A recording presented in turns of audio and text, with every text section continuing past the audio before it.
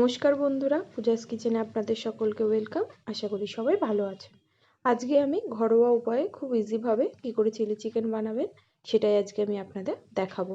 তো চলুন শুরু করা যাক। তার আগে যারা আমার চ্যানেল নতুন অবশ্যই কিন্তু চ্যানেলটিকে সাবস্ক্রাইব করতে ভুলবেন না। সবার প্রথমে আমি নিয়েছি এখানে বোনলেস চিকেন। আমি 350 গ্রাম মতন বোনলেস চিকেন নিয়েছি। আপনারা চাইলে হাড়ও নিতে পারেন। এবার এর মধ্যে দিয়ে দেবো 1 চামচ রসুন বাটা, আদা বাটা ও লবণ। এবার এর মধ্যে দিয়ে দেব গোলমরিচ গুঁড়ো ও সয়া সস। যেহেতু এখানে সয়া সস ইউজ করছি তাই লবণটা কিন্তু স্বাদ বুঝে দেবেন। এবার এর মধ্যে দিয়ে দেবো ভিনিগার, দিয়ে 30 মিনিট মতন ম্যারিনেট করে রেখে দেব। 30 মিনিট হয়ে গেছে। এবার আমি ম্যারিনেশন করা চিকেনের মধ্যে দিয়ে দেব 3 চামচ পরিমাণ কর্নফ্লাওয়ার, 3 চামচ পরিমাণ ময়দা ও একটা ডিম। ডিমটা আমি নর্মাল টেম্পারেচারে রেখে দিয়েছিলাম। এবার সব কিছু একসঙ্গে মিশিয়ে নেব, নিয়ে ভেজে নেব। তার জন্য আমি তেলটা গরম করতে দিয়ে দিয়েছি মিডিয়াম ফ্লেমে। এবার আমি পকোড়াগুলো দিয়ে দেব, দিয়ে গোল্ডেন ব্রাউন করে খুব ভালো করে আমি ভেজে নেব। কিন্তু খুব মোটা কোনো লেয়ার বানাইনি, ময়দা এবং কর্নফ্লাওয়ারের পরিমাণটা সমান রেখে একটা পাতলা লেয়ার করেছি, যাতে পকোড়াগুলো খেতেও ভালো লাগে এবং ভেতরে জুসি থাকে। দেখুন হয়ে গেছে। এবার আমি এগুলোকে নামিয়ে নেব।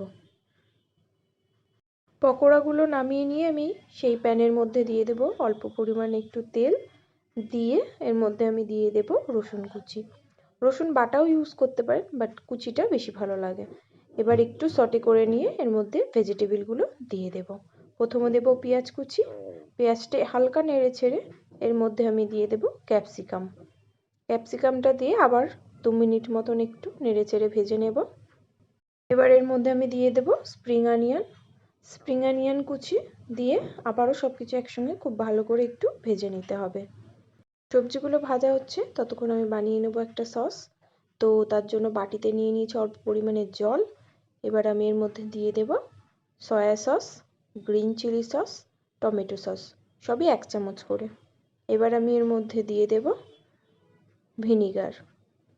এবার আমি এর মধ্যে দেব গোলমরিচের গুঁড়ো দেওয়া হয়ে গেছে। এবার আমি এর মধ্যে দেব চিলি ফ্লেক্স দেওয়া হয়ে গেলে সব কিছু একসঙ্গে খুব ভালো করে নেড়ে নেব। আপনারা চাইলে এখানে চিনিও ইউজ করতে পারেন। দেখুন রেডি হয়ে গেছে। এবার আমি এটাকে সাইডে রেখে দেব। এর মধ্যে আমার সবজিগুলো ভাজা হয়ে গেছে। এবার আমি এর মধ্যে সসটা দিয়ে দেব, দিয়ে সব কিছু একসঙ্গে খুব ভালো করে মিক্স করে নেব। এবার আমি সব কিছু একসঙ্গে মিডিয়াম ফ্লেমে 2 মিনিট কুক করে নেব। এই সময় কিন্তু ফ্লেমটা মিডিয়ামে রাখাই ভালো, নাহলে নিচে লেগে যেতে পারে।